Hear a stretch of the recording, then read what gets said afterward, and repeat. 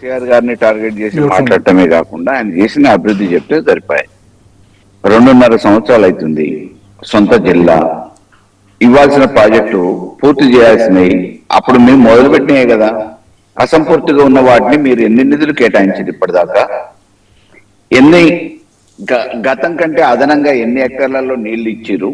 రేపు ఎప్పటి వరకు ఇవ్వగలుగుతారు, పూర్తి చేస్తారు అనేది స్పష్టంగా చెప్తే అయిపోయారు.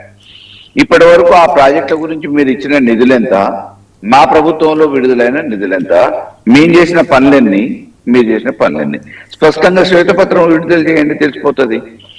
కనీసం ఎస్ఎల్బిసి తవ్వటమేమో కానీ అందులో పడ్డ గల్లంతైన శవాల్ని కూడా తీయలేని నిస్సహాయ పరిస్థితులలో అసమర్థ ప్రభుత్వాన్ని నడుపుతున్న వీళ్ళు ఈరోజు ఏదో రకంగా డైవర్ట్ చేయాలని డైవర్షన్ పాలిటిక్స్లలో ఎదుటోళ్ళ మీద అబండాలేసో దుష్ప్రచారం చేసో అబద్ధాల ప్రచారంతో ఓడెత్తుతున్నామో ప్రజలు నమ్మరండి.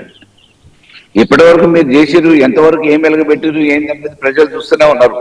కేసీఆర్ గారు అన్నంత మాత్రాన ఏంటిది అనేది ప్రజలకు తెలుసు, తెలంగాణ యావత్ ప్రజానికానికి తెలుసు. ఈ రైతాంగం ఎట్లా అభివృద్ధి చెందింది. ఒకప్పుడు గంజి కేంద్రాల్లో ఉన్న మహబూబ్నగర్ జిల్లాలలో ఈరోజు సస్యశ్యామలమై పుట్ల కొద్ది ధాన్యపు రాసులు ఎక్కడ చూసినా కానీ ఏ రకంగా నిల్వ చేసుకోగలుగుతున్నారు.